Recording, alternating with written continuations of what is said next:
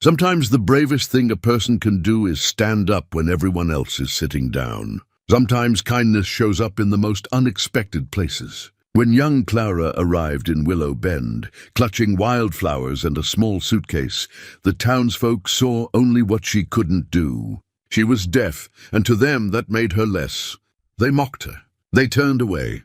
But Mountain Man Luke Carver saw something different. He stepped forward and said words that would change everything. "I'd rather stand with her than you all." In teaching Clara to survive, Luke learned to listen with his heart. But when danger came riding in, the town would discover who the real heroes were. What made a lonely mountain man risk everything for a woman the whole town had rejected? Before we jump back in, tell us where you're tuning in from. And if this story touches you, make sure you're subscribed, because tomorrow I've saved something extra special for you. Willow Bend sat nestled in a valley where the Montana Territory stretched wide and wild. A town carved out of hope and hardship in equal measure. The year was 1882, and the frontier still held its grip on the land and the people who tried to tame it. Main Street ran straight as a rifle shot through the heart of town, flanked by wooden buildings that had weathered 20 harsh winters. The general store stood on one corner, the saloon on another, and between them lay the pulse of a community that prided itself on self-reliance and suspicion of anything that didn't fit their narrow definition of normal. Sheriff Wade. Dalton kept the peace with a firm hand and a fair mind, though he'd learned over the years that fairness didn't always mean popularity. He was a man in his 50s, grey threading through his dark hair, with lines around his eyes that spoke of long days squinting into the sun, and longer nights wondering if he'd made the right choices. The town trusted him because he'd never asked them to be anything other than what they were, and he'd stood between them and trouble more times than most cared to remember.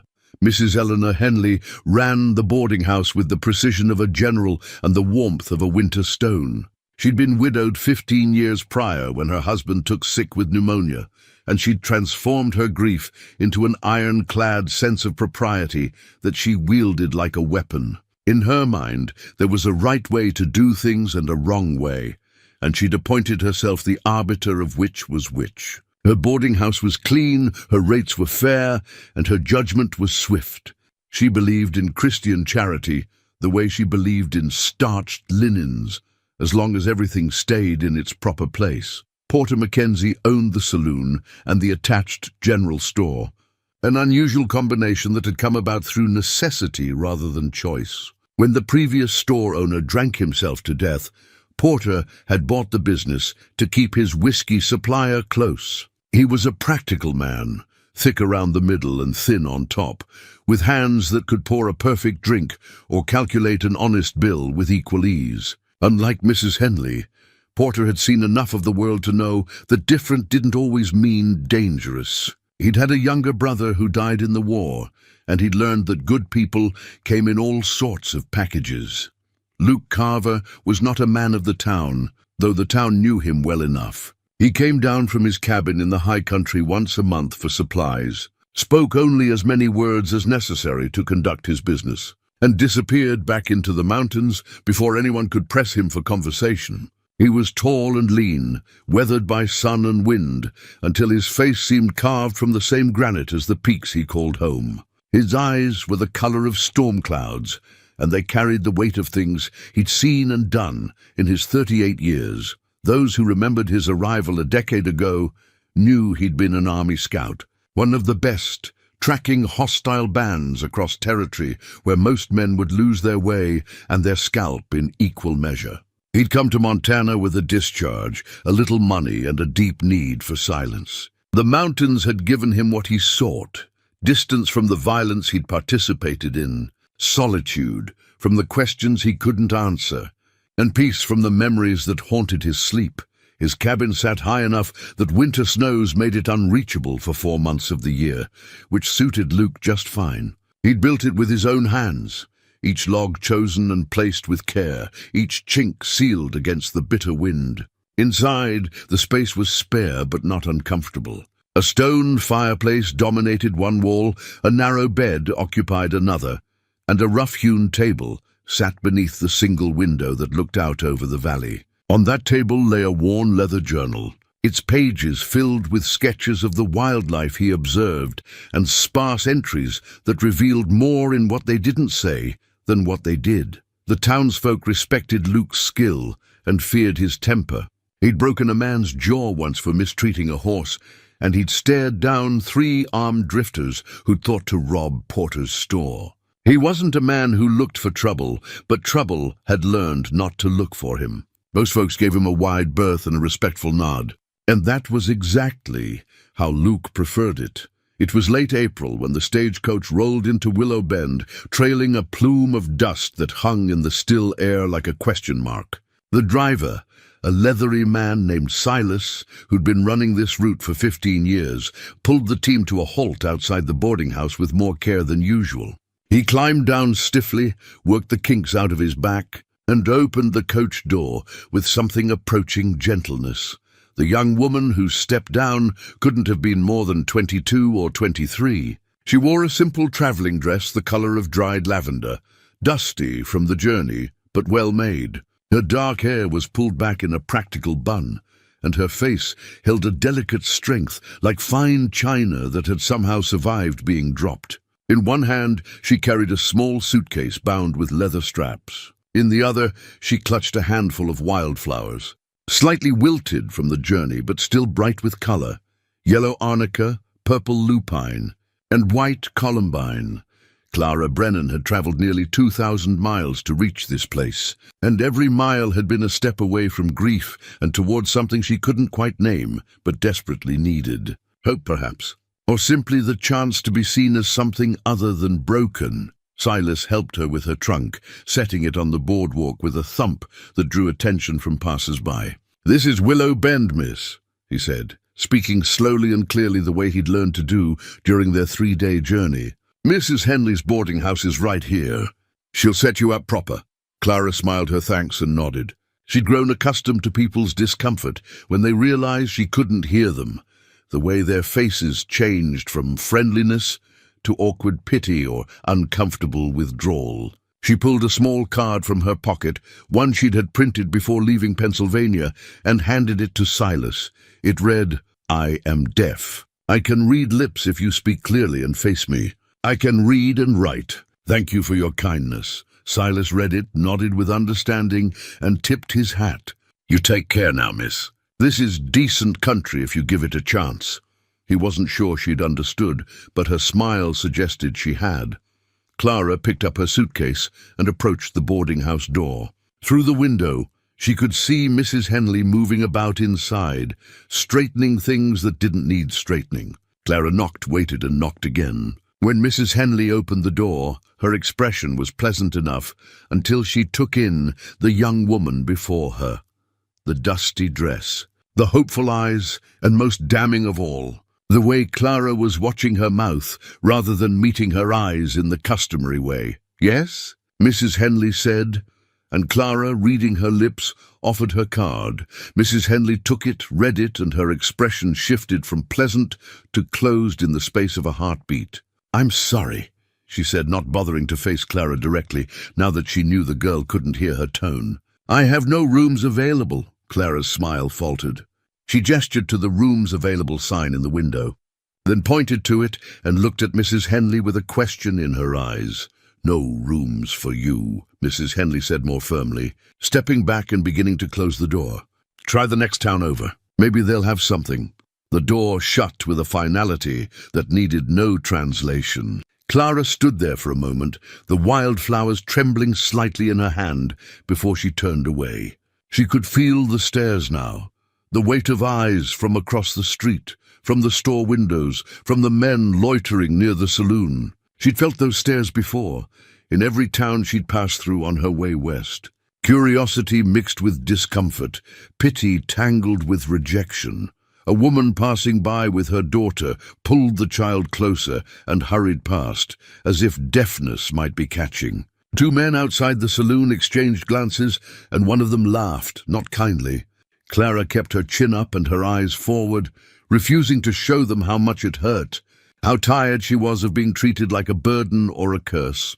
Across the street, Luke Carver had just finished loading supplies into his saddlebags when the stagecoach arrived. He'd glanced up out of habit, noting the new arrival the way he noted everything, cataloguing details without particular interest. He'd planned to mount up and head back to his cabin before the day grew too warm, but something made him pause. Maybe it was the flowers. Strange thing for a traveler to carry, those wildflowers. They spoke of someone who saw beauty even in hard places, who'd taken the time to gather them, despite whatever troubles had brought her to this remote corner of the territory.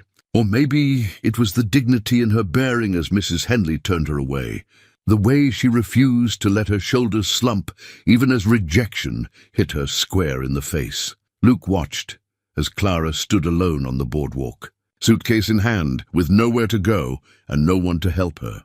He watched as the town he barely tolerated showed its ugly side, treating this young woman like an inconvenience to be ignored or mocked. He felt something stir in his chest, something he'd thought long dead, anger on behalf of someone other than himself. He could have mounted his horse, could have ridden away and left her to figure out her own path. That would have been the smart thing, the safe thing, the thing that kept his life simple and solitary, the way he'd carefully arranged it.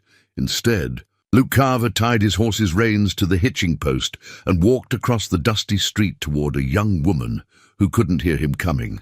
Clara sensed movement before she saw him. A shift in the air, or perhaps just the instinct that comes from years of paying attention to what others take for granted. She turned to find a tall man approaching, his face weathered and serious, his eyes studying her with an intensity that wasn't cruel, but wasn't entirely comfortable either. Luke stopped a respectful distance away and waited until she was looking at him before he spoke. "You need a place to stay." It wasn't a question, and he made sure to face her directly, speaking slowly enough that she could follow his words. Clara nodded, then pulled out her card and offered it to him. Luke took it, read it carefully, and handed it back. He glanced at the boarding house, then at the gathering crowd of onlookers, and made a decision that would change both their lives. "I have a cabin in the mountains. You can stay there until you find something in town." He pointed toward the peaks rising in the distance, then gestured to his horse. "If you're willing." Clara's eyes searched his face, looking for the deception or cruel humor she'd learned to watch for. She found neither. Just a straightforward offer from a man who looked like he didn't make them often. She glanced down at the wildflowers in her hand, then back at him and nodded. Luke picked up her trunk as if it weighed nothing and secured it behind his saddle. Clara kept her suitcase and climbed up behind him when he mounted, settling herself with the careful balance of someone who'd ridden before. As they started up the mountain trail, she looked back once at Willow Bend and the people who'd turned her away. She didn't know if she'd ever return, and at that moment she wasn't sure she cared. The ride took most of the afternoon. Luke didn't try to speak to her as they traveled, which Clara appreciated. She watched the landscape change around them, the scrub grass and sparse trees of the valley giving way to dense pine forests and rocky outcrops. The air grew cooler and cleaner, scented with resin and wildflowers that grew in unexpected patches among the stones. Eagles circled overhead, and once she spotted a deer watching them from a meadow, its ears pricked forward in curiosity rather than fear. The cabin appeared suddenly, tucked into a clearing that faced west toward the setting sun. It was small but solid, built with care by someone who understood how harsh these mountains could be. Smoke-darkened stones formed a chimney, and a narrow porch ran along the front, offering shelter from rain and a place to sit on summer evenings.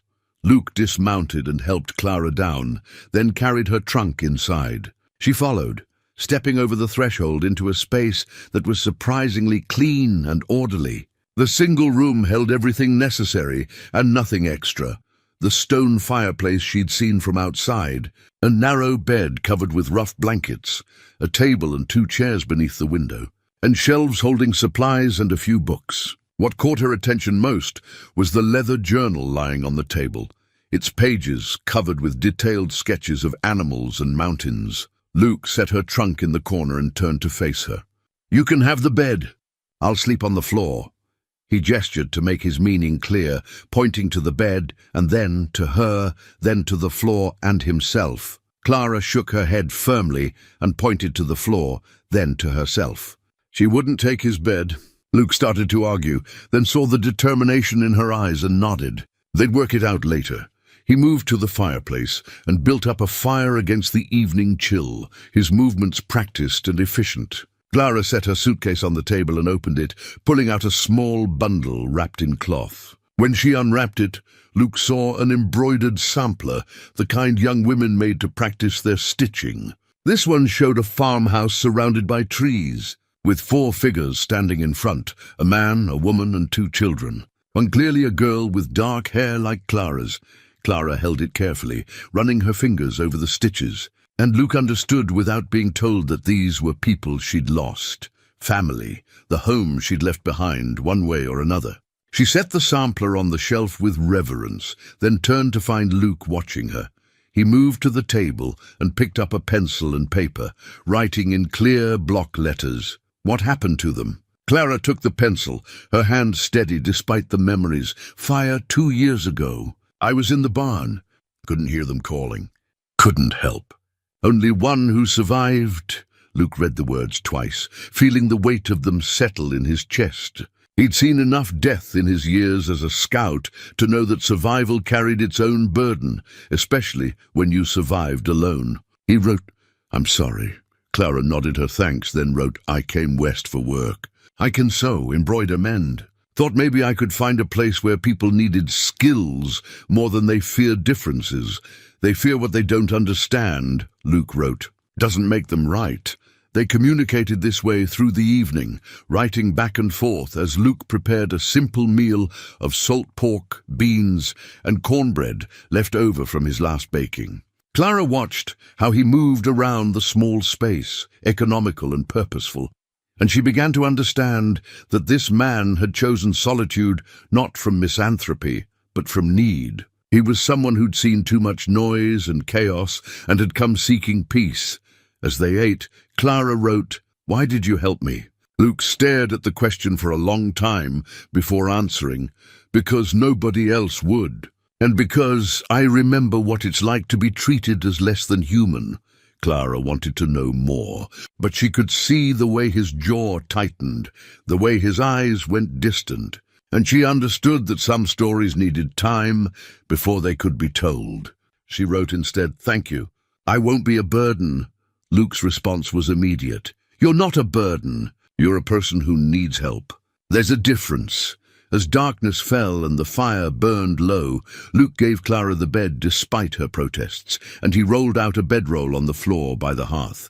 Clara lay awake for a long time, staring at the rough-hewn beams of the ceiling, listening to the silence that was never really silent. She could feel the vibrations of the wind against the walls, the crackle of the fire that she sensed more than heard, and the steady breathing of the man who'd chosen to stand with her when no one else would. She thought about the sampler on the shelf, about her parents and her younger brother, about the life that had burned away in a single terrible night. She thought about the months of wandering that had followed, the towns that had turned her away, the jobs she'd been refused, the loneliness that had become her constant companion. And she thought about the mountain man who'd crossed a street to help a stranger, who'd brought her to his sanctuary without asking for anything in return. Morning came with sunlight streaming through the window, and Clara woke to find Luke already up, stirring something in a pot over the fire. He turned when he sensed her movement and nodded a greeting. After they'd eaten a simple breakfast of porridge and coffee, Luke brought her outside to show her the lay of the land.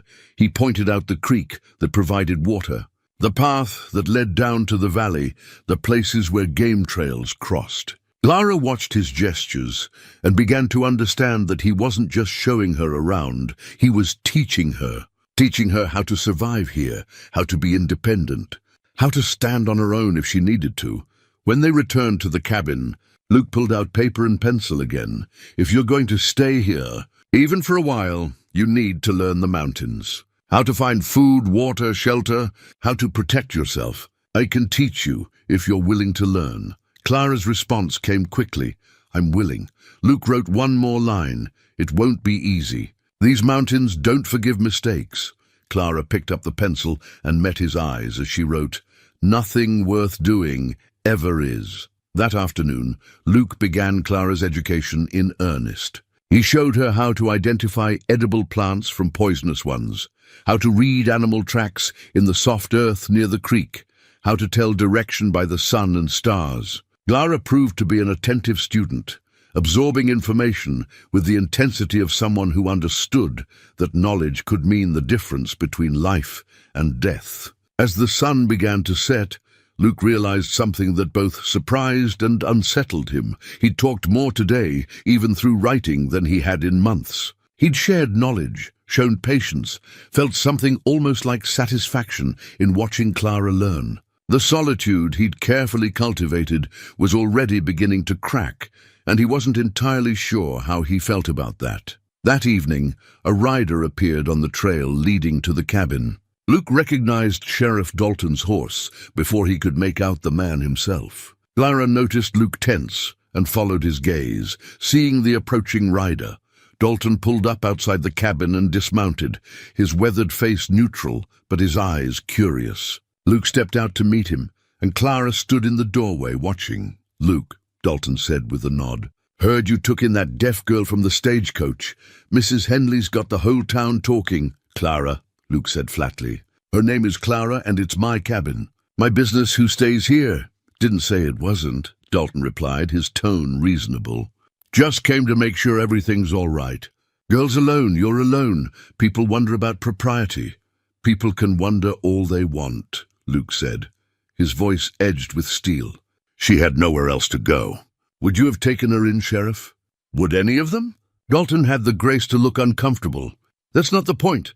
That's exactly the point. Down turned her away because she's different. Because she scared them somehow. Well, she doesn't scare me, and she's staying until she finds proper work and lodging. You got a problem with that? You can take it up with me directly." The sheriff studied Luke for a long moment, then nodded slowly. "No problem with it. Just doing my job, checking on things. You need anything, you let me know." "We're fine," Luke said, but his tone had softened slightly. Dalton was a decent man, doing his best in a difficult situation. As the sheriff rode away, Luke turned back to find Clara standing in the doorway, her eyes questioning. He walked over to her and wrote on the paper he'd started carrying in his pocket, "Sheriff checking on you. Told him you're staying. Town will talk, but they can talk all they want." Clara read the words, then wrote her response, "I don't want to cause you trouble." Luke's answer was firm. "You're not the one causing trouble. They are, and I stopped caring what people thought a long time ago." But as he watched Clara go back inside, Luke knew that wasn't entirely true. He didn't care what most people thought, but he'd begun to care what she thought. And that realization, more than anything that had happened that day, told him that his carefully ordered life was about to change in ways he couldn't predict or control. The days took on a rhythm that surprised Luke with its naturalness. Each morning he and Clara would rise with the sun, share a simple breakfast, and then begin the day's lessons. Luke had expected awkwardness, the stumbling discomfort of two strangers forced into proximity, but instead found an easy companionship building between them. Clara proved to be more than an attentive student. She was intuitive, picking up on patterns and connections that Luke sometimes forgot to explain outright. When he showed her how to identify deer tracks, she immediately noticed the difference between a buck's heavier tread and a doe's lighter step. When he demonstrated how to test the wind direction with a wetted finger, she understood without being told why it mattered for tracking game. Their communication evolved rapidly beyond the initial exchange of written notes. They developed a language of their own, part gesture, part expression, part instinct. Luke learned to read Clara's face, the way he read animal signs in the forest. A slight furrow of her brow meant confusion. A tilt of her head indicated a question. A small smile suggested she'd understood something new. In turn, Clara became adept at anticipating his movements, understanding his intentions before he fully expressed them. One morning, a week after Clara's arrival, Luke brought out his father's hunting knife. It was a beautiful piece, the blade still sharp after years of use, the handle worn smooth by his father's hand and then his own. The steel had been folded and reforged by a craftsman who understood that a knife could mean the difference between survival and starvation in wild country. He handed it to Clara, watching as she examined it with the careful appreciation of someone who recognized quality work. Luke gestured for her to follow him outside, where he'd set up a piece of wood on a stump. For the next hour, he taught her the basics of knife work, how to grip it properly, how to use the weight of the blade rather than just muscle, how to maintain the edge with a whetstone. Clara's hands were small but steady, and she approached the lesson with the same focused attention she brought to everything. Luke found himself impressed by her lack of squeamishness. When he demonstrated how to field dress a rabbit he'd snared the previous evening, she watched closely and didn't flinch at the blood or the reality of turning a living creature into food. By midday, they walked to the creek, where Luke had shown her the best fishing spot. He'd fashioned a simple rod for her, from a willow branch, line and hook, and he demonstrated the art of reading the water, finding the places where trout liked to hold in the current. Clara cast her line with increasing confidence, and when she felt the first sharp tug, her eyes went wide with excitement. Luke waded in to help her land it, his hand covering hers on the rod to show her how to play the fish without breaking the line. The trout was a good size, its scales flashing rainbow colors in the sunlight, and when Clara finally brought it to shore, her smile was bright enough to rival the sun itself. Luke found himself smiling back, a rare expression that felt strange on his face, but not unwelcome. That evening, as they cooked the trout over the fire, Clara noticed how the cabin had begun to change. She'd been making small improvements, things she did almost without thinking. Mending the torn curtain that covered the storage alcove, sweeping the floor each morning, organizing the shelves so that supplies were easier to find. She'd even gathered wildflowers and put them in a tin cup on the table, adding a touch of color to the austere space. Luke had noticed these changes too, though he hadn't said anything. The cabin felt different now, more lived in, almost like a home rather than just a shelter. He wasn't sure how he felt about that, about the domesticity creeping into his solitude. But he couldn't deny that coming back from checking his trap lines to find Clara there, the cabin warm and the table set for dinner, stirred something in him he'd thought long dead. While things settled into a comfortable pattern at the cabin, trouble was brewing in Willow Bend. The town council met in Porter's saloon after hours, the main topic of conversation being Luke Carver and his houseguest. Mrs. Henley led the charge, her voice sharp with righteous indignation. It's improper is what it is. A man and a woman, unmarried, living together up in those mountains. What kind of example does that set? Example for who? Porter asked mildly, pouring whiskey into glasses lined up on the bar. Nearest neighbor's 5 miles away. Don't see how what Luke does on his own property affects anyone here. It affects the moral character of this community, Mrs. Henley insisted. That girl needs proper supervision. She should be in a Christian household, learning proper ways. She came to your door first, Porter reminded her. You turned her away. Mrs. Henley's face colored. I had my reasons. A boarding house isn't equipped to handle someone with her affliction. Her affliction, Sheriff Dalton said quietly, is that she can't hear. Doesn't make her dangerous or immoral. Just makes her deaf. That's not the point, Mrs. Henley snapped. The point is she needs proper care, proper guidance. Not to be living in sin with a mountain man who barely qualifies as civilized. Careful, Dalton warned, his tone hardening. Luke Carver's done more for this territory than most. Tracked down that band of horse thieves 2 years back when nobody else could find them. Guided the survey team through Devil's Pass when they would have been lost for weeks otherwise. Man keeps to himself and doesn't cause trouble. I'd call that pretty civilized. The debate continued for another hour, with the council eventually deciding to take no official action but to monitor the situation. Mrs. Henley left dissatisfied, convinced that someone needed to do something about Luke and Clara, though what that something might be remained unclear. Porter stayed behind after the others left, helping Dalton stack chairs and blow out lamps. "This is going to cause problems," he said quietly. "Already has," Dalton replied. "Question is how big the problems get before people start minding their own business. You know Eleanor won't let this go. She's like a dog with a bone once she gets an idea in her head." "I know it. But Luke's within his rights, and so's the girl. Can't force them to do anything just because it makes some folks uncomfortable." Porter nodded thoughtfully. "My daughter Sarah mentioned wanting to meet Clara. Said it wasn't right, how she was treated when she arrived. Girl's got a good heart. Sarah's young enough not to have calcified in her thinking," Dalton said. "Give her my regards, and tell her if she wants to ride up to Luke's place. I'll escort her if it makes you feel better about it." Back at the cabin, Clara sat by the fire with paper and pencil, writing out her thoughts the way she'd done since childhood. It helped her process the day, to see her experiences translated into words. She wrote about the fishing, about the knife Luke had let her use, about the small ways the cabin was starting to feel less like a temporary shelter and more like something she was afraid to name. She paused, pencil hovering over the paper, as she tried to capture the feeling that had been growing in her chest. It wasn't just gratitude, though she was grateful. It wasn't just relief at having a safe place, though she felt that too.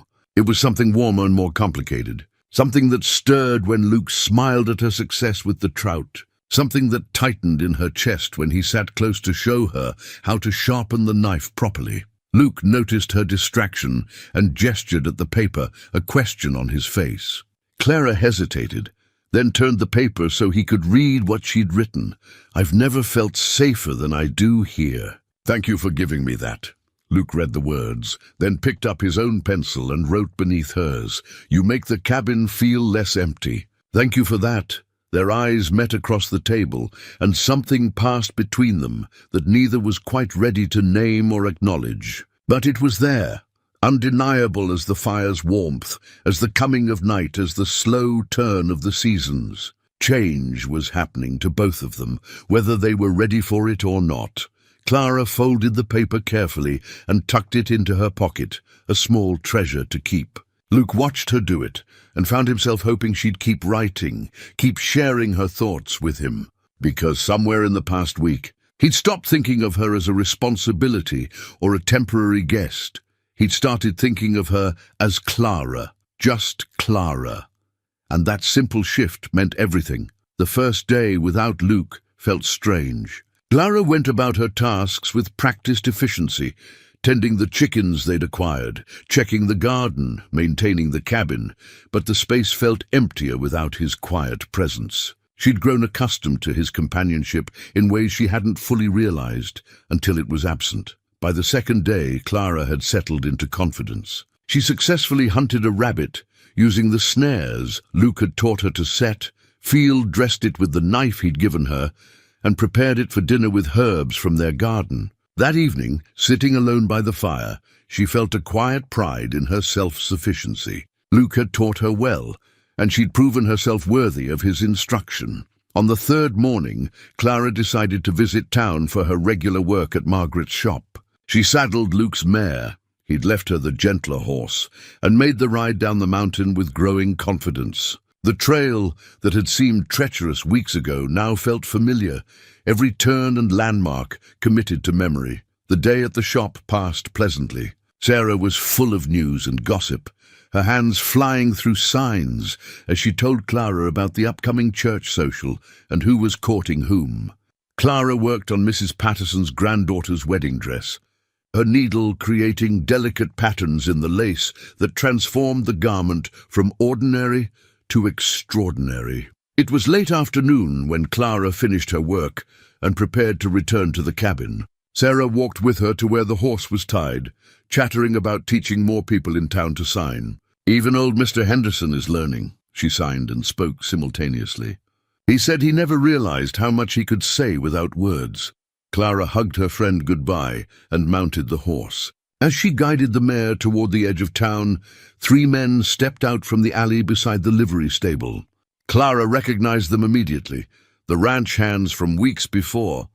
including the scarred man who'd made crude suggestions about her relationship with Luke. Without Luke's protective presence, they grew bold. The scarred man grabbed the mare's bridle, stopping Clara from riding past. His companions moved to flank her, cutting off any escape route. Their mouths were moving, words Clara couldn't hear, but their intentions were clear in their leering expressions and aggressive postures. Clara's heart hammered in her chest, but she forced herself to remain calm. Luke had taught her not to show fear, that predators, human or animal, fed on it. She sat straight in the saddle, her hand moving subtly toward the saddlebag where she'd stored the pistol Luke insisted she carry. The scarred man reached up, as if to pull her from the horse, and that's when Sarah's scream cut through the afternoon air. The young woman had been watching from the shop doorway, and she ran toward them now, shouting for help.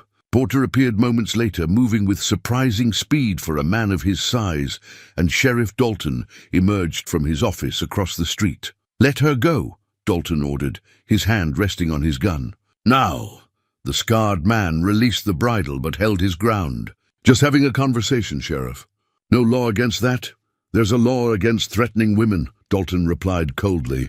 "And I'd say surrounding someone and preventing them from leaving counts as a threat. You boys have somewhere else to be." The three men exchanged glances, then stepped back. But the scarred one looked up at Clara with undisguised malice. "Your mountain man won't always be around to protect you. Remember that." Clara met his gaze steadily, refusing to be intimidated, then urged the mare forward. Porter and Sarah walked beside her to the edge of town, both concerned. "You should stay in town tonight," Porter suggested, though he knew she couldn't hear him. Sarah signed his words, and Clara shook her head firmly. She signed back, "I won't be afraid. I won't let them win." Sarah hugged her fiercely. "Be careful, please." Clara nodded and rode out of town, but her composure crumbled once she was out of sight. Her hands shook on the reins, and she had to stop for a moment to breathe deeply, to calm the fear that threatened to overwhelm her. But she didn't turn back. Luke had taught her courage, and she wouldn't dishonor those lessons by running. The ride back took longer than usual because Clara stopped frequently to check her surroundings, making sure she wasn't being followed. By the time she reached the cabin, dusk was falling and her nerves were frayed. She secured the horse, locked the cabin door, and loaded the rifle before allowing herself to relax. That evening, she worked on a small project she'd been saving, a pair of beaded bracelets made from beads she'd traded for from a traveling merchant who'd passed through town. She'd designed them simply but carefully, with patterns that meant something. Mountains for strength, stars for guidance, wildflowers for hope. One for herself, one for Luke. As her hands worked the familiar patterns, Clara's mind wandered to Luke. Where was he tonight? Was he safe? Had he found the outlaws Sheriff Dalton mentioned? The not knowing gnawed at her, made worse by her inability to hear if someone approached, to catch warnings others might take for granted. She thought about the confrontation in town, about the scarred man's threat. Part of her wanted Luke back immediately, wanted his protection and his presence. But another part, the part Luke had helped her find and strengthen, refused to be the helpless victim these men wanted her to be. She'd survived the loss of her family, survived crossing half a country alone, survived rejection and cruelty. She could survive this too. Clara placed the finished bracelet on her wrist, adjusting the fit. She set Luke's bracelet carefully on the table, where he'd see it when he returned. Because he would return. She had to believe that. She checked the rifle one more time, made sure the door was barred, and settled by the fire with Luke's journal.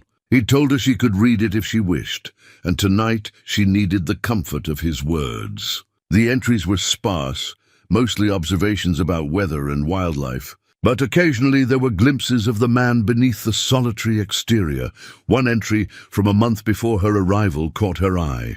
Another winter coming. The silence used to feel like peace. Now it just feels empty. Maybe a man can have too much solitude. Maybe being alone and being at peace aren't the same thing after all.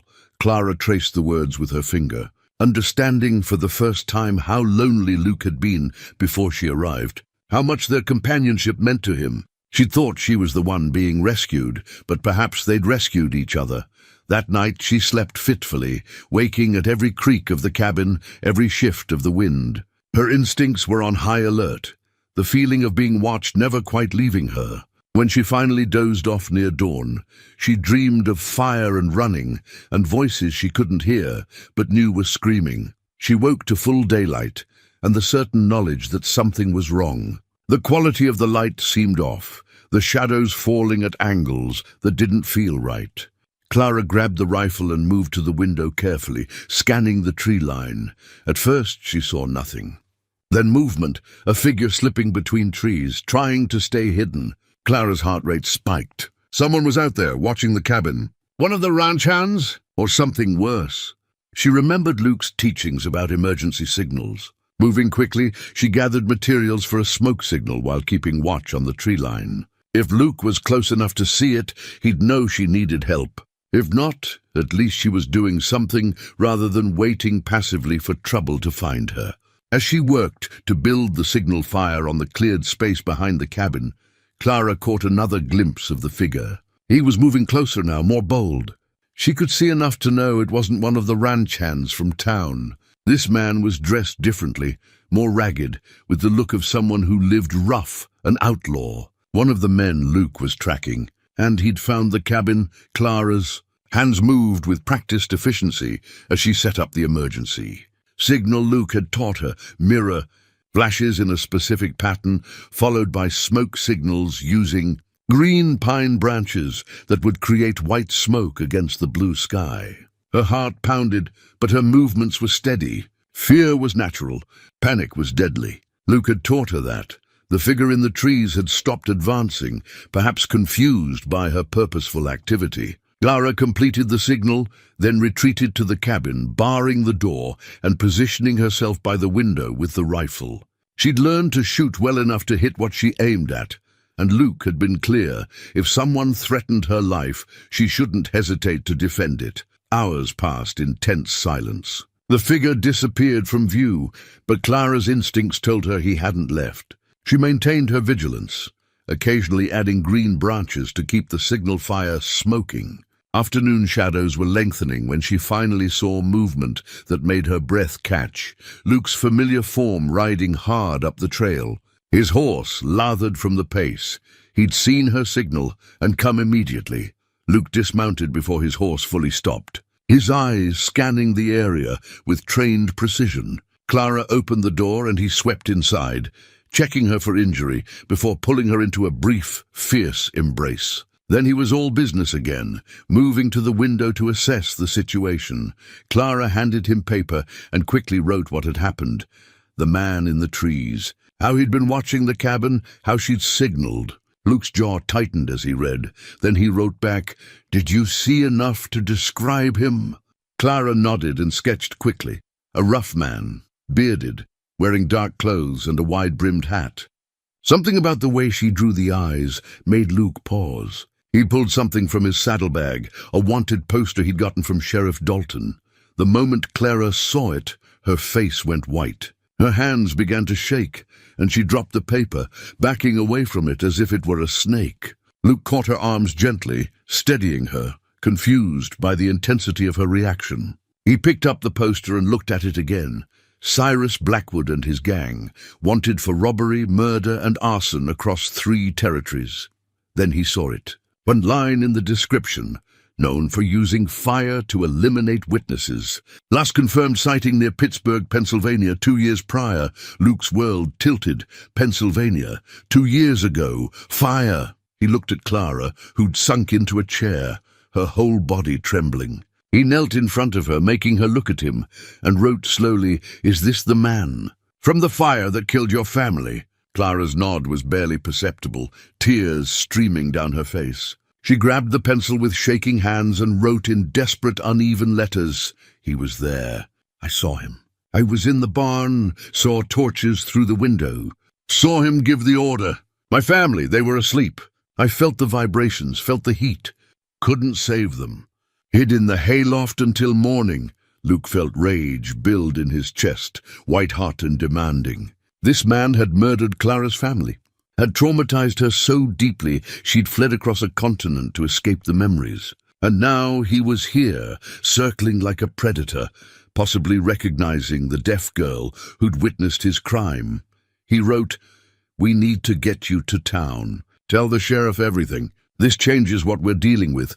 But even as he wrote it, Luke realized the terrible truth. If Blackwood was here near Willow Bend, it wasn't coincidence. The gang had been hitting homesteads, moving south. They'd been scouting, and one of them had found this cabin. If Blackwood saw Clara, recognized her as the witness who'd survived, she'd become a target. And worse, Willow Bend would become a target too. They rode to town as dusk fell, Luke keeping Clara close, his senses alert for any threat. At the sheriff's office, Porter was already there, having come to report that some of his whiskey stock had been stolen, a sure sign someone was operating nearby who didn't want to show themselves in town. Luke pushed the door open, and everyone turned. "We need to talk, now!" For the next hour, Clara wrote out her story, while the men read in grim silence. The fire that killed her family hadn't been an accident. It had been murder, orchestrated by Blackwood's gang because her father had witnessed one of their robberies. He'd been a farmer traveling to market, had seen them hold up a stage, could identify them. So they'd eliminated the witness and his family to tie up loose ends. Only Clara had survived, though the gang didn't know it. She'd been found the next morning in shock, unable to speak of what she'd seen for weeks. By the time she could, the gang had vanished, and the investigation went cold. No one connected a random farmhouse fire in Pennsylvania to a gang operating primarily in the Western Territories. "They're here now," Luke said grimly. "One of them found my cabin, saw Clara. If Blackwood realizes she's the same girl, she's a witness who can identify him." Sheriff Dalton finished. "That makes her a threat he'll want to eliminate," Porter spoke up. "But it makes Willow Bend a problem too. If he hits here, Clara might see him. Easier to just take out the whole town than risk her talking." The weight of that realization settled over them. Clara's presence, her survival, had brought danger to everyone in Willow Bend. She grabbed the pencil and wrote frantically, "I'll leave. I'll go somewhere far away. I won't put you all at risk." "No," Luke said firmly, speaking aloud even though she couldn't hear him, then writing it so she could see. "You're not running. Not from this. Not from him. He took your family. He doesn't get to take your home too." "Luke's right," Porter said, and then to Clara's surprise, added in halting signs that Sarah had taught him, "You stay. We fight." Sheriff Dalton pulled out a map and spread it on his desk. "Blackwood's gang is 6 men, all of them dangerous. Luke, you found their camp?" Luke nodded and pointed to a location in the hills north of town. "They're scouting the area, planning something big. My guess is they're planning to hit Willow Bend, bank stores, everything worth taking." "When?" Dalton asked. "Soon, maybe 3 days. They're waiting for something, probably checking to make sure there's no federal marshals nearby." The sheriff looked at the men gathered in his office, then at Clara. "We've got 3 days to prepare. This town's never faced anything like this, but we've got something they don't expect, Luke's military experience and advance warning. Can we do this?" Luke thought about the town that had rejected Clara, about Mrs. Henley's cruelty and the ranch hand's threats. He thought about good people like Porter and Margaret and Sarah who'd shown kindness. He thought about Clara and the life they were beginning to build together. He thought about Blackwood and what he'd done to an innocent family. "Yes," he said, "but we do it my way. No heroics, no unnecessary risks. We turn this town into a fortress, and we make them think twice about hitting us. It won't be pretty, but if everyone follows orders, we can survive this." Dalton extended his hand. "Then you're in charge of defense. Tell us what you need." As they began planning through the night, Clara sat quietly, watching Luke transform from solitary mountain man into military commander. This was who he'd been before, she realized. A leader of men, someone who made hard decisions and carried the weight of others' lives. He'd left that behind, but now it was back because she needed him. Because the town needed him. Mrs. Henley arrived near midnight, having heard about the emergency meeting. When she learned what was happening, she stood in shocked silence. Then she approached Clara, who looked up warily. Mrs. Henley pulled out paper and wrote, "I owe you an apology. I was cruel when you needed kindness. I judged you for being different when I should have seen your strength. If you'll forgive me, I want to help however I can." Clara read the words twice, seeing genuine remorse in the older woman's eyes. She wrote back, "I forgive you. Now let's save this town together." Mrs. Henley nodded, tears in her eyes, and squeezed Clara's hand. Luke watched the exchange and felt something shift in his chest. Clara had that effect. She made people better, made them see past their own prejudices, made them want to be worthy of her courage. She'd done it to him, and now she was doing it to a town that had rejected her. As dawn broke, Luke addressed the assembled townspeople who'd gathered after word spread. 3 days from now, dangerous men are coming to Willow Bend. They're coming to rob you, terrorize you, and probably burn half the town doing it. We can run, or we can stand and fight. I'm standing. Who's with me? The response was immediate and unified.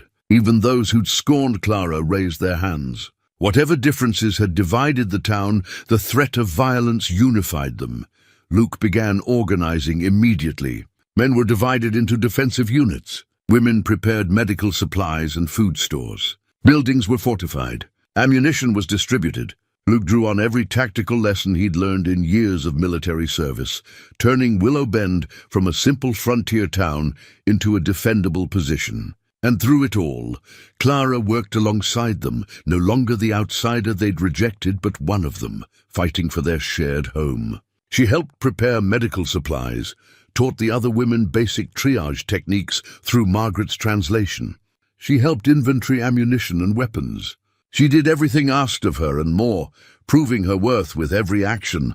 On the second evening of preparation, as townspeople worked late by lantern light, Luke found Clara on the porch of Porter's store. He sat beside her, and in the darkness he took her hand. He wrote by lamplight, "When this is over, if we survive, I want to ask you something important. But I need you to know first, you're the bravest person I've ever met.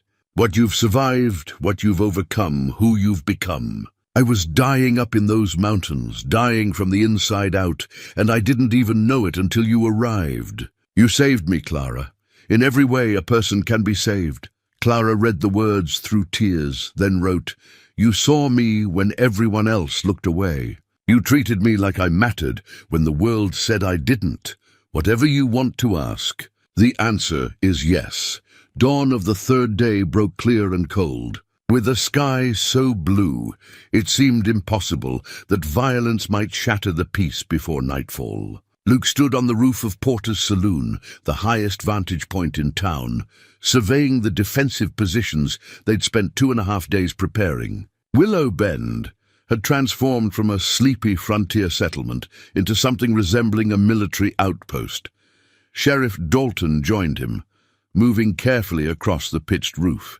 "Never thought I'd see this town come together like this," he said quietly. "Whatever happens today, you did that." "Clara did that," Luke corrected. "People are fighting for her, fighting to prove they're better than they were when she arrived." Below them, the town stirred to life. Men checked weapons and took up positions behind barricades constructed from wagons, barrels, and lumber. Women gathered in the church, the sturdiest building designated as shelter for those not fighting. Children had been sent to outlying farms the day before, much to their parents' relief. Luke had organized the defense with careful precision, drawing on tactics he'd learned in army service. The main street formed a natural kill zone, with elevated positions on rooftops and reinforced positions behind cover. He'd placed his best shots where they'd do the most good, and positioned less experienced men where they could provide supporting fire without being exposed to the worst danger. Porter's saloon served as command center, with supplies, ammunition, and medical equipment stored in the back room. Margaret and Clara worked there with 3 other women, preparing bandages and laying out the grim necessities of battlefield medicine. Whiskey for pain, needles and thread for stitching wounds, hot water and clean cloth for cleaning injuries. Mrs. Henley surprised everyone by proving to be an excellent coordinator, organizing the women with military efficiency. She'd appointed herself Clara's particular guardian, staying close and translating anything that needed to be communicated quickly. The transformation in her had been remarkable. Guilt and genuine crisis had cracked through years of rigid propriety to reveal the capable, caring woman beneath. Sarah refused to stay in the church, insisting on remaining with Clara and her mother. She learned enough medical basics to be useful, and her steady hands and calm demeanor made her valuable in the medical station. Luke had one major concern: Clara herself. She insisted on helping, on being part of the defense, but he knew that if Blackwood saw her, if he recognized her, she'd become an immediate target.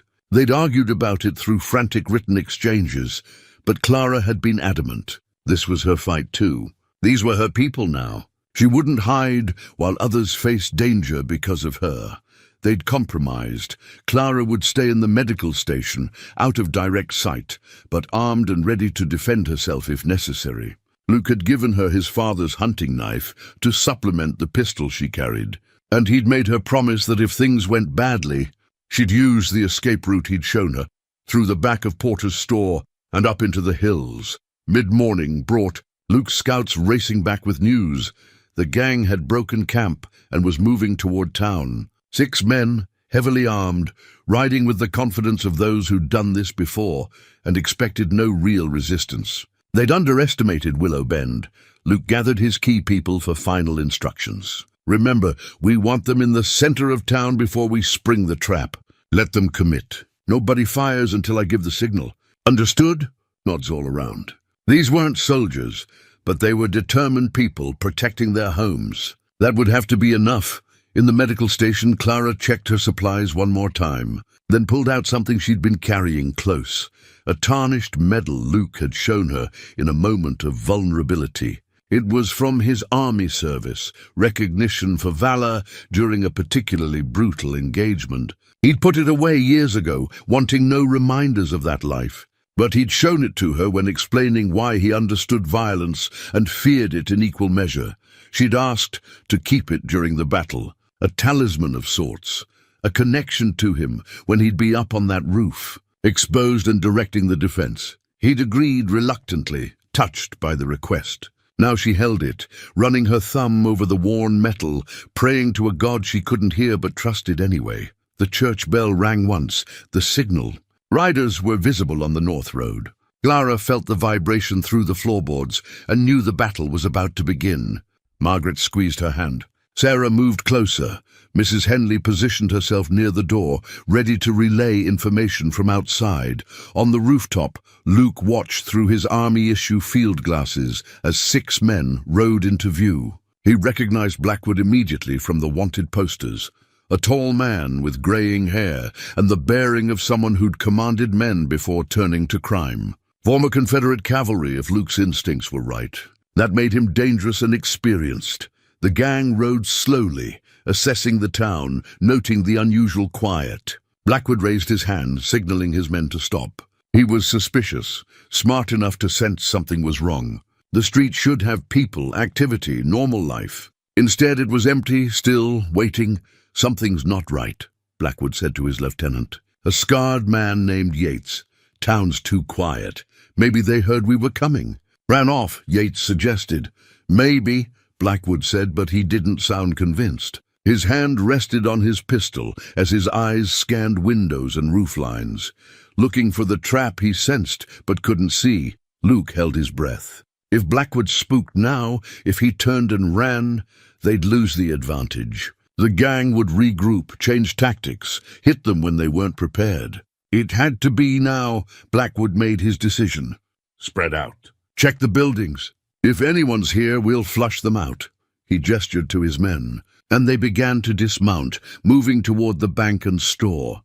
Luke waited until they were committed, until they'd stepped into the kill zone with no easy retreat. Then he raised his rifle and fired a single shot that kicked up dust at Blackwood's feet. The signal to spring the ambush. All around the street, men rose from cover and opened fire. The carefully orchestrated plan executed perfectly. Blackwood's gang, caught in the open, dove for whatever cover they could find. Two went down immediately, hit by the first volley. The other four returned fire, but they were pinned down, exposed exactly where Luke wanted them. "Hold positions," Luke shouted. "Make every shot count."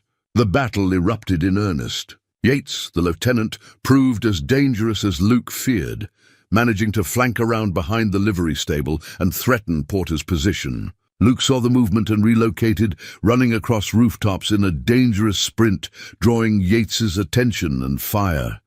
They exchanged shots, both men understanding they were facing a skilled opponent. Luke had the high ground, but Yates had cover. It became a chess game of position and patience, each waiting for the other to make a mistake. Meanwhile, Blackwood rallied his remaining men, 3 counting himself. They'd found cover behind the water trough and were laying down concentrated fire, trying to suppress the defenders enough to make a break for their horses. Bodies of the 2 fallen gang members lay in the dust, grim reminders of the cost of this fight. In the medical station, Clara felt every vibration, every boom of gunfire transmitted through the building's structure. She couldn't hear the battle, but she could sense it, the impacts, the movements, the deadly rhythm of combat. Her hands moved automatically, preparing supplies she prayed wouldn't be needed, but knew would be. The first wounded arrived within minutes, a townsman named Henderson, shot through the shoulder. Margaret and Clara worked together, stopping the bleeding, cleaning and binding the wound, while Henderson gritted his teeth against pain. Sarah held his hand, offering comfort while her mother and Clara worked. More wounded followed. Nothing fatal yet, but the grim possibility hung in the air like the gun smoke drifting through town. Mrs. Henley moved between patients with surprising competence, her boarding house training in dealing with sick guests translating well to trauma care. On the rooftop, Luke and Yates finally reached their conclusion. Luke had worked his way around, using the roof lines to get an angle Yates couldn't counter. When the outlaw leaned out to fire at Porter again, Luke took the shot. Yates went down hard and didn't move, but the victory came at a cost. In focusing on Yates, Luke had exposed himself. A bullet from one of Blackwood's men caught him across the ribs, a burning line of pain that staggered him. He dropped behind the roof's false front, pressing his hand against the wound. Not deep, but bleeding freely. He'd need attention soon, but not yet. Not while Blackwood still lived. Below, Sheriff Dalton had worked his way behind Blackwood's position. The outlaw leader was down to 2 men now, both wounded, both running low on ammunition. The fight was ending, the outcome decided. Blackwood knew it, could feel his options narrowing. That's when he saw her. Clara had moved to the doorway of the medical station, checking on something outside, and for just a moment, she was visible from Blackwood's position. He'd been scanning for an escape route, any way out of this disaster, when his eyes locked on her face. Recognition hit him like a physical blow. The deaf girl. From Pennsylvania, the farmer's daughter who should have died in that fire 2 years ago. She'd survived. She'd witnessed. And she was here, in this God-forsaken town, that had somehow managed to turn his planned robbery into an ambush. Blackwood's face twisted with rage and desperate calculation. If he was going down, he'd take her with him. The witness who could identify him, testify against him, send him to the gallows. She was the reason this had all gone wrong. If he'd killed her properly 2 years ago, he wouldn't be in this situation now. He grabbed his last man, a young outlaw named Skinner, and hissed instructions. The girl in the doorway, the deaf one, that's our ticket out. We take her hostage. We can negotiate our way out of this. Skinner looked doubtful, but nodded. They had no other options. Luke saw the movement, saw Blackwood's attention shift toward the medical station, and understood immediately what the outlaw planned. He tried to move, to get a shot, but the wound in his side stole his speed. He shouted a warning, but Clara couldn't hear it. Blackwood and Skinner made their move, bursting from cover in a desperate sprint toward the medical station. They covered the distance before anyone could react. Skinner grabbing Clara and dragging her into the street while Blackwood held the townspeople at bay with his revolver. Clara felt hands grab her, felt herself pulled roughly into the open. She couldn't hear the shouts, the warnings, but she understood the situation immediately. Hostage. She was a hostage. She could feel Skinner's arm around her throat, smell the sweat and gunpowder on him, see Blackwood's face as he positioned himself to use her as a shield, and she saw recognition in Blackwood's eyes. He knew her, knew who she was, knew she was the girl who'd witnessed him burn her family alive. Let her go. Sheriff Dalton shouted. It's over, Blackwood. You can't win this. Blackwood laughed, a harsh sound. I've got the girl. That changes things. We walk out of here nice and peaceful, or she dies. Your choice. Luke appeared at the edge of a roof, bleeding but steady, his rifle aimed at Blackwood. But the angle was wrong. Clara was in the way, a human shield. He couldn't take the shot without risking her. Their eyes met across the distance, and in that moment, Clara saw everything in Luke's face. Fear for her, rage at his helplessness, desperate love he'd never spoken aloud. She saw it clearly, read it like she'd learned to read lips and gestures, and she understood that he would sacrifice anything, anyone, including himself, to save her. She couldn't let that happen. Wouldn't let this man who'd murdered her family and terrorized this town escape, using her as his shield. Clara had spent 2 years being a victim, being afraid, running from what Blackwood had done to her family. But Luke had taught her something else. He'd taught her to fight, to be strong, to survive. He'd given her the tools and the confidence to stand up rather than cower. She remembered the knife, Luke's father's hunting knife, tucked in her belt beneath her jacket where Skinner hadn't thought to check. In his arrogance, assuming a deaf woman was helpless, he'd made a fatal mistake. Clara's hand moved slowly, carefully, finding the knife's handle. She felt Skinner's grip loosen slightly as Blackwood shouted negotiations at the sheriff. They thought they'd won. Thought she was beaten. They were wrong. In one fluid motion, practiced 100 times with Luke in their training sessions, Clara drove her elbow back into Skinner's ribs, twisted out of his grip, and brought the knife up in a short, vicious arc. She felt it connect, felt Skinner's gasp of pain and surprise, felt his grip release completely.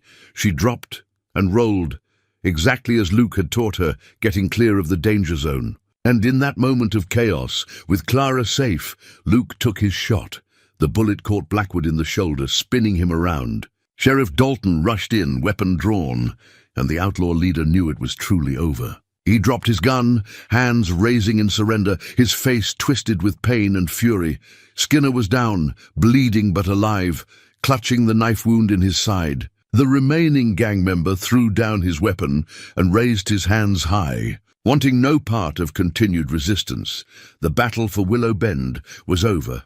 Clara lay in the dust where she'd rolled, breathing hard, her whole body shaking with reaction. Then Luke was there, sliding down from the roof despite his wound, pulling her up, checking her for injuries with frantic hands. When he was satisfied she was unharmed, he pulled her against his chest and held her like he'd never let go.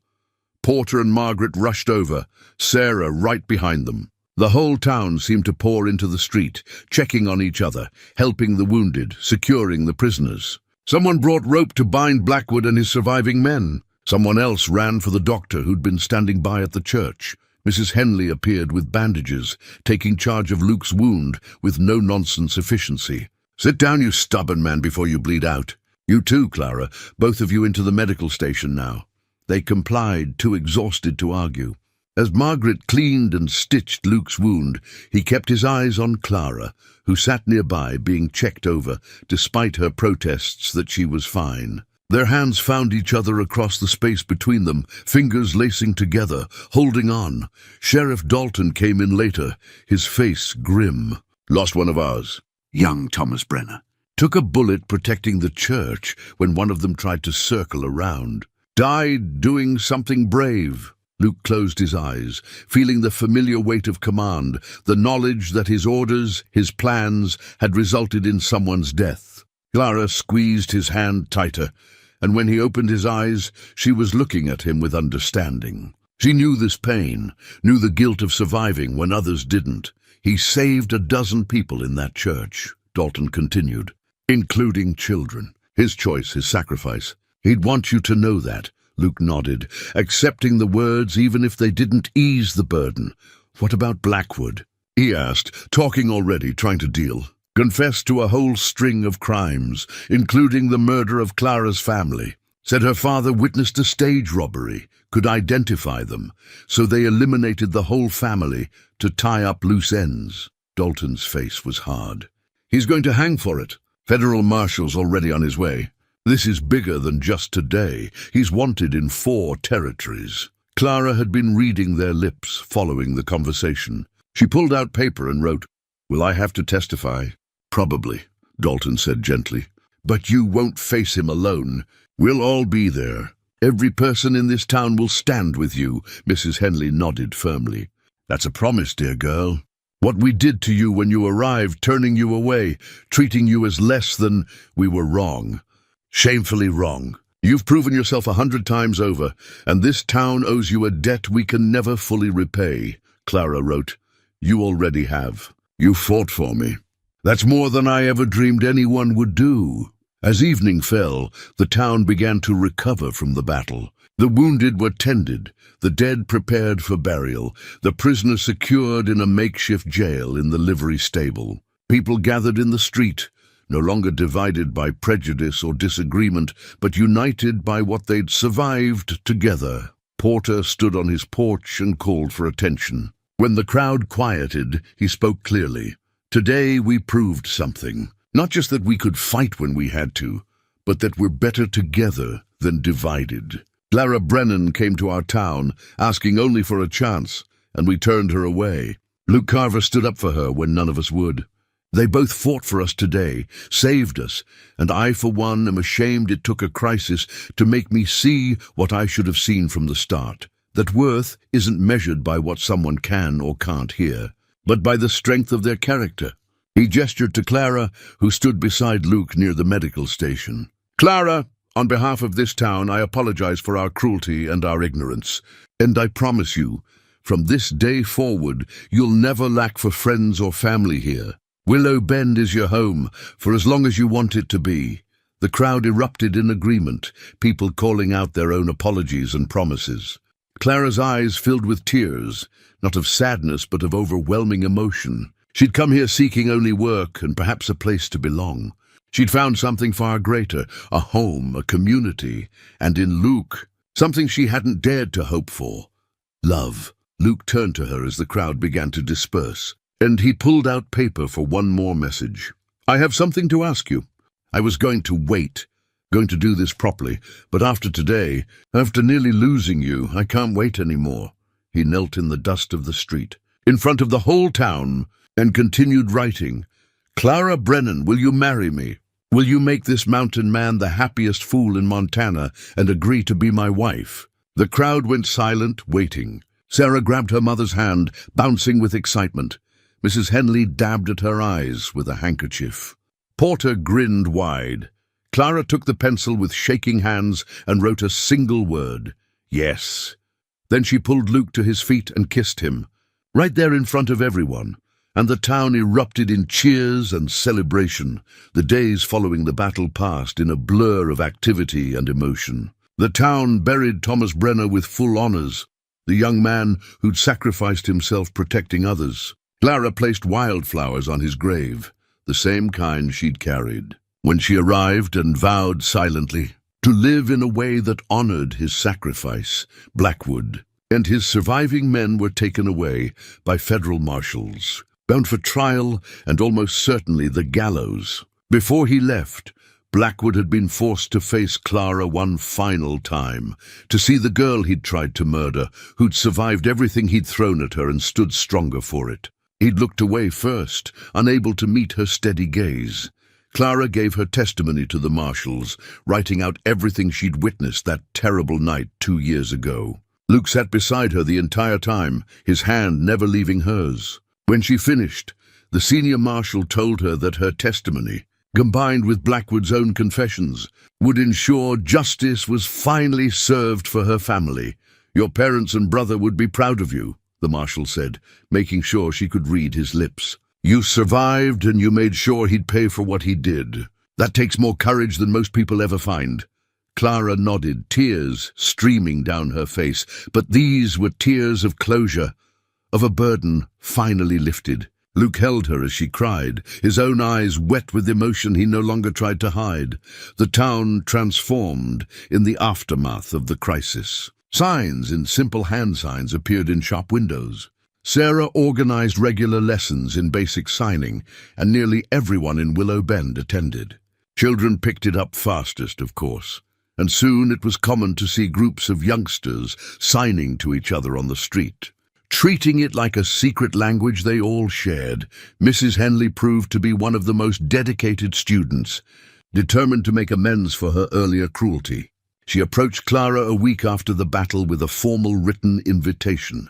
"Would you do me the honor of staying at my boarding house while you prepare for your wedding? Free of charge, of course, and I promise you'll be treated as the honored guest you deserve to be." Clara accepted, touched by the gesture of reconciliation. The room Mrs. Henley gave her was the finest in the house, with lace curtains and a view of the mountains where Luke's cabin sat. Each morning, Clara would look out at those peaks and think about the life waiting for her there.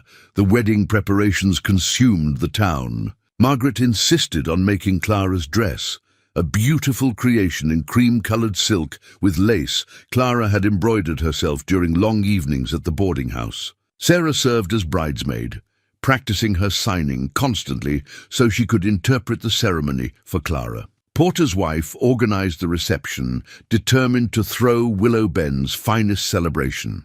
The whole town would attend.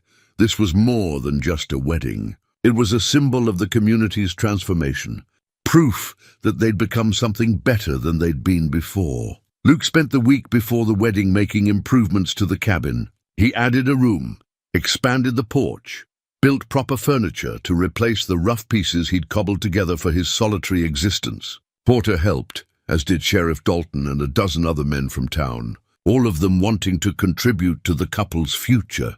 One evening, as they worked by lantern light, Porter asked the question several men had been wondering. "You nervous? About getting married, I mean." Luke considered the question as he planed a board smooth. "No," he said finally. "Nervous implies doubt. I have none. Clara's the best thing that ever happened to me. Only thing I'm nervous about is not being good enough for her."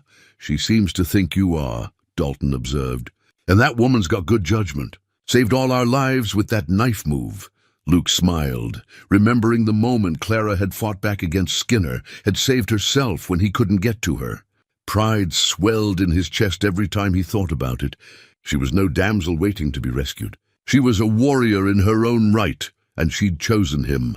The morning of the wedding dawned clear and perfect, the kind of day that made Montana seem like paradise. The church had been decorated with wildflowers, Clara's request, and every pew was packed with townspeople dressed in their finest. Clothes. Luke stood at the altar in a new suit that Porter had ordered special from Denver, his hair trimmed, his beard shaped, looking almost civilized despite the lingering wildness in his eyes. Sheriff Dalton stood with him as best man, while Sarah fidgeted excitedly in her bridesmaid dress near the front pew. The doors opened, and Clara appeared on Porter's arm. He'd offered to give her away, standing in for the father she'd lost, and Clara had accepted gratefully.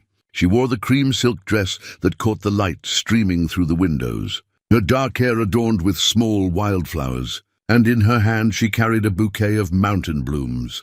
Columbine, lupine, and arnica. She was the most beautiful thing Luke had ever seen. As Porter walked her down the aisle, Clara's eyes never left Luke's face. She saw everything there, love, wonder, commitment, and a peace he'd never known before she arrived. She'd given him that peace just as surely as he'd given her safety and belonging. They reached the altar, and Porter placed Clara's hand in Luke's.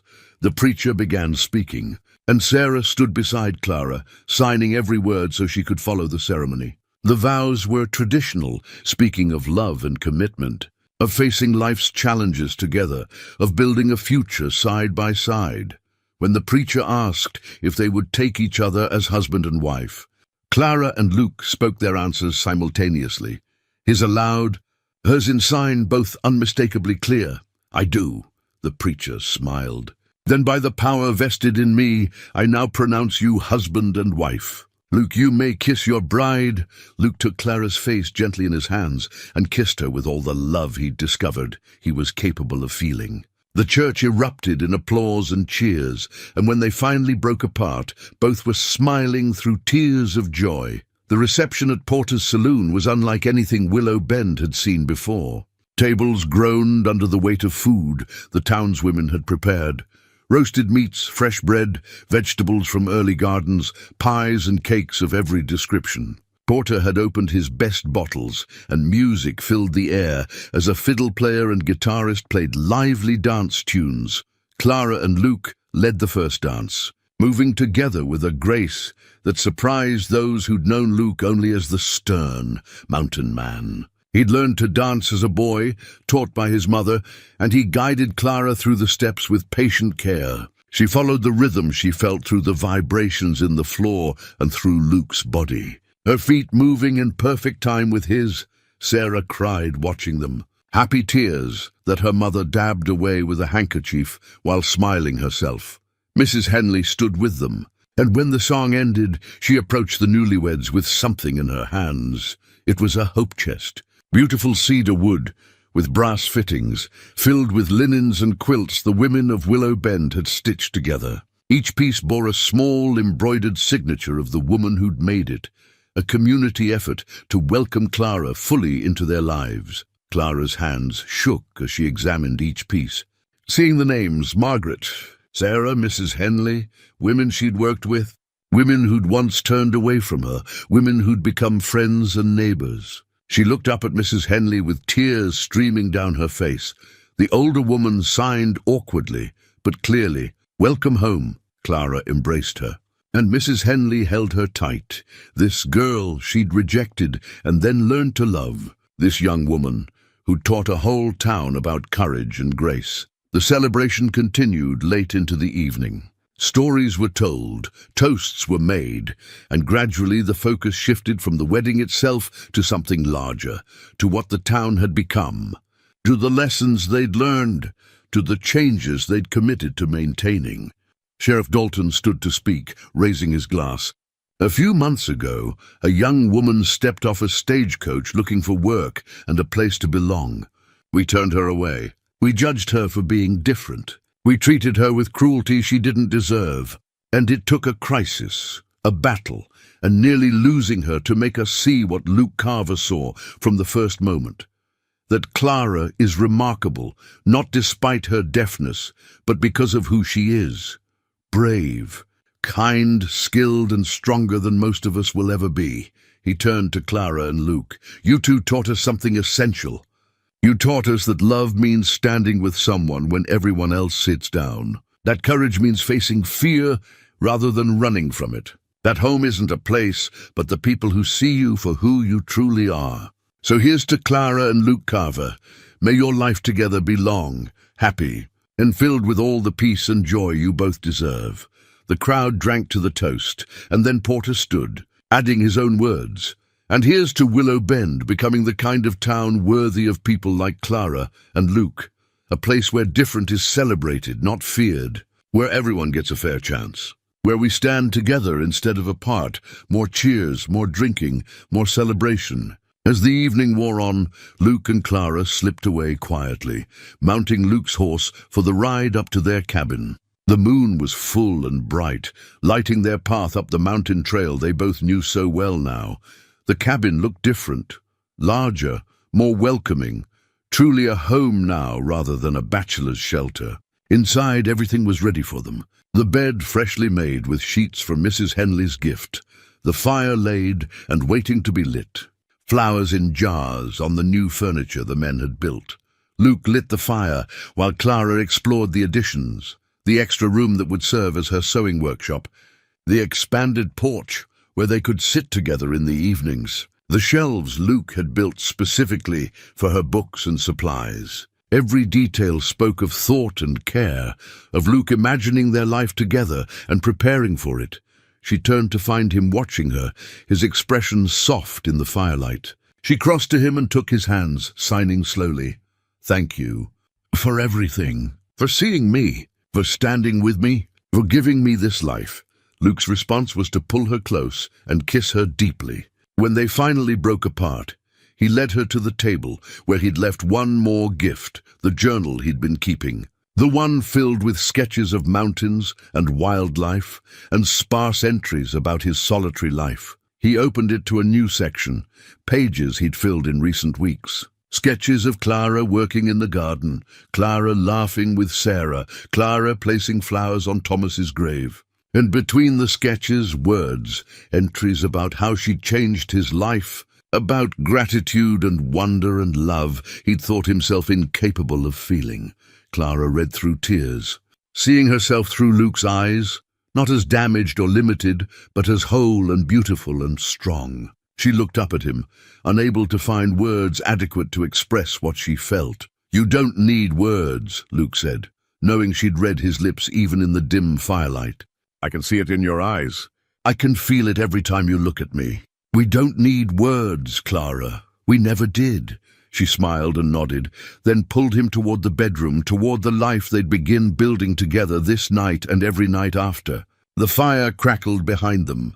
The mountains stood eternal around them, and inside the cabin, two souls who'd been lost had finally found their way home. Outside, the wildflowers Clara had planted in the window boxes swayed gently in the night breeze, their blooms catching the moonlight. The same kind of flowers she'd carried when she arrived, when she'd been rejected and afraid. Now they marked her true beginning, the start of a life she'd barely dared to dream possible. In town, people were still celebrating, still talking about the wedding and the battle and the changes they'd witnessed. Children played, practicing signs they'd learned. Adults made plans to continue the lessons, to make Willow Bend a place where everyone could communicate, where no one would be left out or turned away. Sarah sat with her parents on their porch, watching the stars. "Do you think they'll be happy?" she asked. Porter smiled. "Happier than most, I'd wager. They've been through fire, literally, and came out stronger."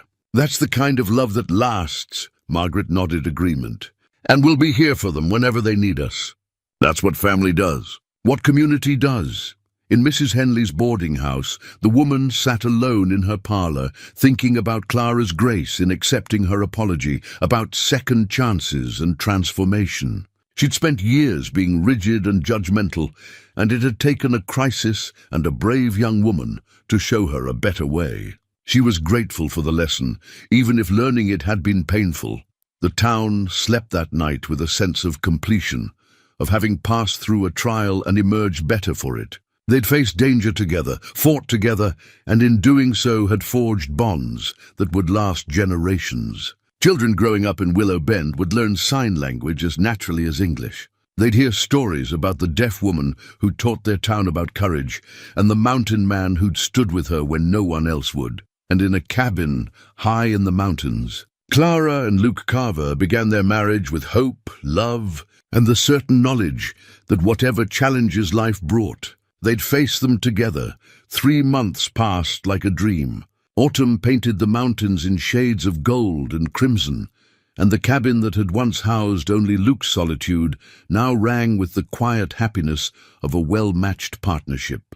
Clara's touches were everywhere, curtains in the windows, herbs drying from the rafters, her sewing materials organized in the new workshop room, the garden still producing vegetables they preserved for winter.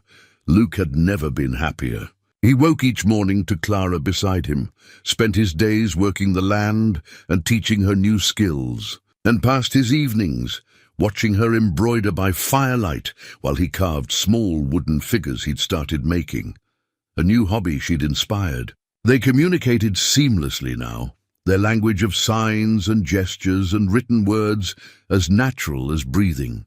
Twice a week, Clara still went to town to work with Margaret, though now it was as much for the social connection as the income. Her reputation as a seamstress had spread, and she received commissions from across the territory. The wedding dress she'd altered for Mrs. Patterson's granddaughter had been so beautiful that requests flooded in.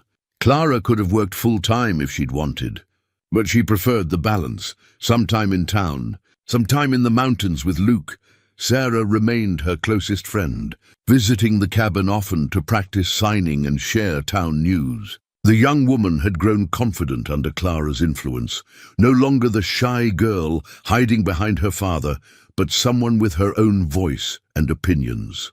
She'd started courting the blacksmith's son, a quiet young man who was learning to sign specifically to communicate with Sarah's best friend.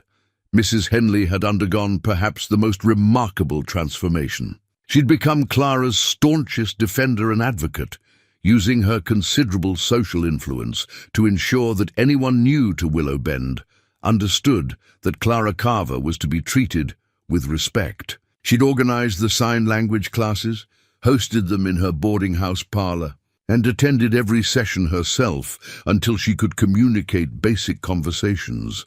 The town itself had changed in ways both visible and subtle. Signs in shop windows included simple hand sign illustrations. The school had added signing to its curriculum. Children grew up understanding that different ways of communicating were normal and valuable. Willow Bend had become something rare on the frontier, a place where acceptance wasn't just preached but practiced. One crisp October morning, Clara realized she'd missed her monthly courses. She waited another week to be certain, then shared the news with Luke through written words and trembling hands. "I think I'm carrying a child." Luke's face transformed with joy and wonder. He pulled her into his arms and held her like she was the most precious thing in the world, which to him she was. A child, their child. A family built from two people who'd both lost their first families to tragedy and violence. They rode to town that afternoon to see the doctor, who confirmed Clara's suspicion. She was about 2 months along, healthy, and the baby appeared to be developing well. The doctor, an older man who delivered half the babies in the territory, made sure Clara could read his lips when he said, "You'll be a wonderful mother. And that husband of yours looks like he's ready to burst with pride." Luke was indeed beaming, unable to hide his happiness. They told Sarah first, who screamed with joy and hugged them both. Then Margaret and Porter, who immediately started planning a celebration. By evening, the whole town knew, and well-wishers stopped by Porter's store where Clara was working to offer congratulations and gifts. Tiny knitted blankets, carved toys, offers of help and advice. Mrs. Henley appeared with a cradle that had been in her family for generations. "My children used it and my grandchildren," she said, making sure Clara could see her words. "I'd be honored if your baby used it too," Clara accepted with tears in her eyes. Understanding the significance of the gift, Mrs. Henley was claiming Clara as family, the daughter she'd never had, and the coming baby as a grandchild of her heart, if not her blood. That night, back at the cabin, Clara and Luke sat on the new porch, watching the sunset, paint the sky in shades of orange and purple. Clara's hand rested on her still flat belly, and Luke's hand covered hers. They didn't need words to share the moment. The hope, the joy, the slight fear that came with such happiness, the awareness of how blessed they were. Luke pulled out paper and wrote, "Our child will grow up knowing both worlds, the mountains and the town, silence and sound, signing and speaking. They'll be so loved," Clara wrote back. "They'll grow up knowing that different is not less. That courage means standing up for what's right. That love transcends any barrier. We'll make sure of it." A month later, on a cold November morning, a stagecoach rolled into Willow Bend. A young woman stepped down, looking uncertain and afraid. She was thin, poorly dressed, and walked with a pronounced limp from an old injury. The stage driver helped her with her single bag, and she stood on the boardwalk, looking lost. Clara happened to be in town that day, working at Margaret's shop. She saw the young woman through the window and recognized something in her posture. The defensive hunch, the expectation of rejection, the desperate hope warring with fear. She looked the way Clara had looked months ago, arriving in this same town, facing an uncertain future. Clara put down her sewing and walked outside. She approached the young woman slowly, making sure not to startle her, and signed a greeting. The woman looked confused, so Clara pulled out a card she'd had printed, like the one she'd carried when she arrived, but different. This one read, "Welcome to Willow Bend. My name is Clara Carver. If you need help, we're here for you. Everyone deserves a chance." The young woman read the card, and her eyes filled with tears. "I was told frontier towns don't take kindly to strangers, especially ones who are different," she said, gesturing to her leg. "I came anyway because I had nowhere else to go." Clara wrote quickly, "You came to the right place. This town learned something important recently, that different isn't wrong, it's just different. Come with me. Let's get you settled." She took the young woman's arm and led her toward Mrs. Henley's boarding house. Sarah emerged from Porter's store and joined them, immediately friendly and welcoming. Other townspeople stopped to greet the newcomer with genuine warmth, offering help without judgment. The young woman looked around in wonder. "I've never seen a town like this. There aren't many like it," Sarah admitted. "But there should be." "We're working on that."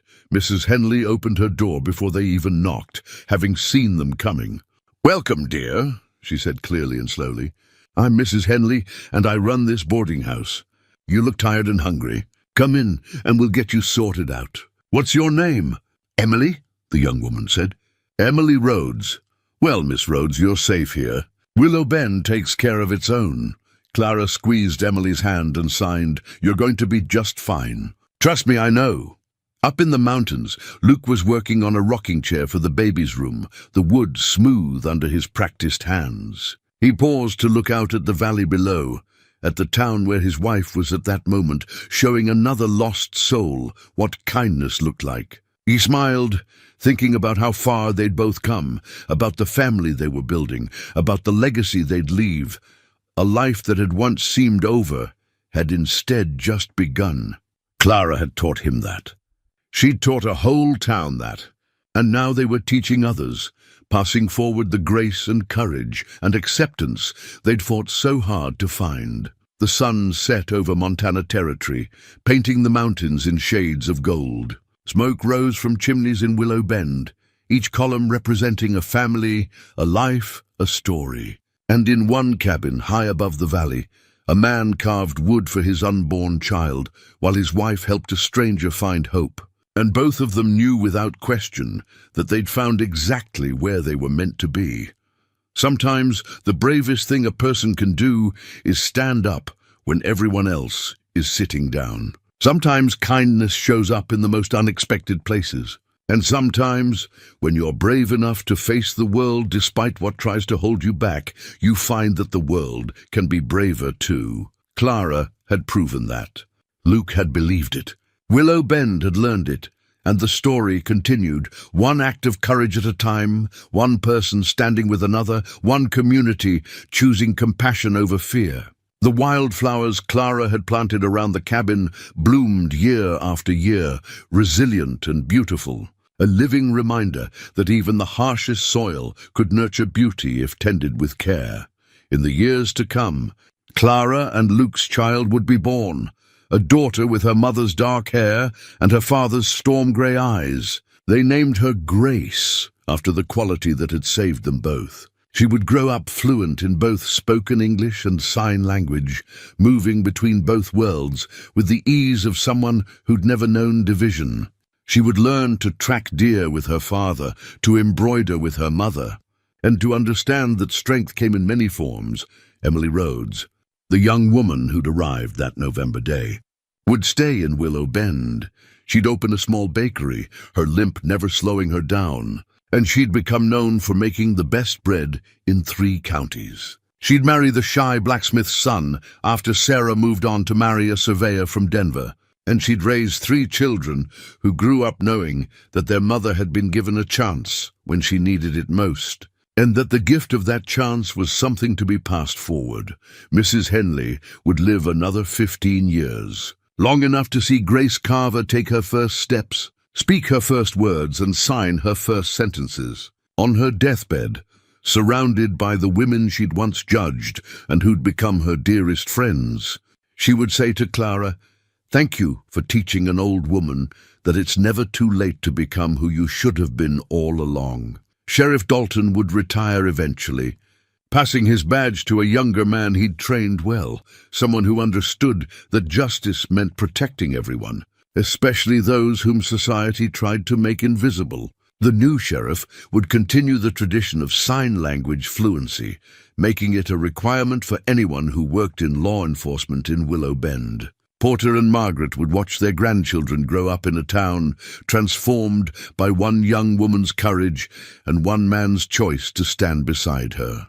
They would tell the story often, how Clara arrived, how she was rejected, how Luke stood up for her, how a battle brought them all together, and how love and acceptance had changed everything.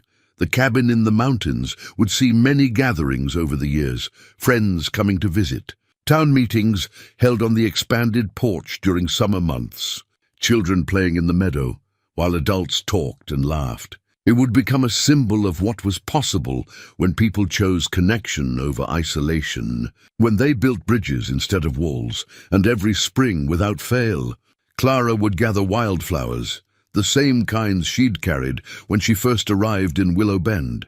Some she'd plant around the cabin, some she'd bring to town to share, and some she'd place on Thomas Brenner's grave, honoring the young man who died protecting others during the battle that changed everything.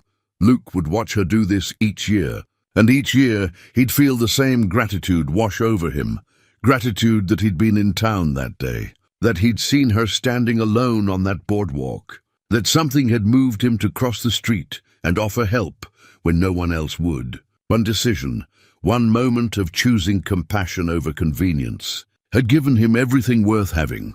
On their 10th anniversary, sitting on that same porch where they'd spent countless evenings, Clara would write in the journal they now shared, 10 years ago, I arrived in Willow Bend with nothing but a suitcase and some wildflowers, looking for work and a place to belong. I found so much more. I found a home, a family, a purpose, and a love I never dreamed possible. But more than that, I found proof that one person standing up can change everything. Luke stood up for me. Then others stood up for us both. And now we stand together, all of us, building something better than what came before. That's the real story. Not that I survived, but that together we all learned how to truly live. Luke would read her words and add his own. I came to these mountains to hide from the world. Clara taught me that hiding isn't living. She taught me that courage isn't the absence of fear, but the choice to stand despite it. She taught me that love means seeing someone fully, not despite their differences, but including them, celebrating them even. I was the one who offered her shelter, but she's the one who saved me. Every day I spend with her is a gift I never expected to receive. Their daughter, Grace, reading these entries years later as an adult, would understand the legacy her parents had built, not just in their love for each other, but in what they'd created around them. A community that valued every person, a place where different was celebrated, a home where everyone belonged. The mountains would stand eternal, as they always had, watching over the valley and the town and the people who made their lives in that rugged, beautiful country. The seasons would turn, bringing change and constancy in equal measure. And in a cabin high above Willow Bend, a family built on courage and compassion would thrive, proving every day that the bravest thing a person can do is stand with someone. When the whole world sits down, that's how it started, with wildflowers and rejection and one man's decision to do what was right instead of what was easy. And that's how it continued, with love, acceptance, and the understanding that we're all stronger together than apart. Some stories end with happily ever after, but the best ones understand that happiness isn't a destination, but a daily choice, a commitment renewed with every sunrise, a gift given and received with grateful hearts. Clara and Luke Carver chose happiness every single day, and in doing so, they taught everyone around them that they could make that choice too. That was their true legacy, not that they fell in love or survived danger or built a good life together, but that they showed others how to do the same.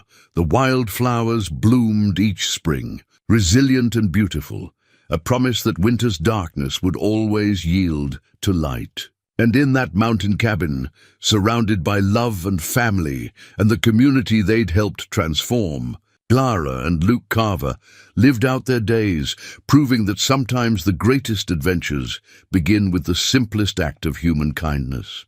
choosing to stand with someone who needs you, and discovering in that standing that they were exactly what you needed too.